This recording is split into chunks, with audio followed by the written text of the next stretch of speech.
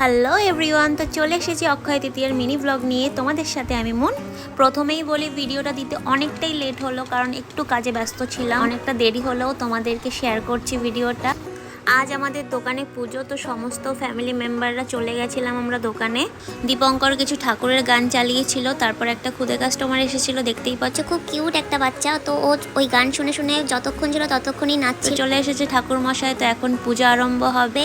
ঠাকুর মশাই ঘট পেতে নেবে, মা সমস্ত রকম জোগাড় করে দিচ্ছে। সবাই বসে পড়েছি, পুজো আরম্ভ হয়ে গেছে। এদিকে মামনি শাক বাজাচ্ছে, এরপরেই আমরা অঞ্জলি দেব সবাই মিলে। তারপর পুজো শেষ করার পরে কিন্তু সমস্ত প্রসাদ বিতরণ হয়েছিল পুরো মার্কেটে। তো মা পঞ্চপ্রদীপ জ্বালিয়ে দিচ্ছে এবং সেটা নিয়ে ঠাকুর মশাই আরতি করছে, এবং এটা তারপরে সারা ঘরে আরতিতে দেখানো হবে এবং সবাই মিলে তাপ নেওয়া হবে। তারপর ঠাকুর মশাই আমাদেরকে শান্তির জল দেবে, সবাইকে পুরো ঘর এবং পুরো দোকান জুড়ে শান্তির জল দেবে।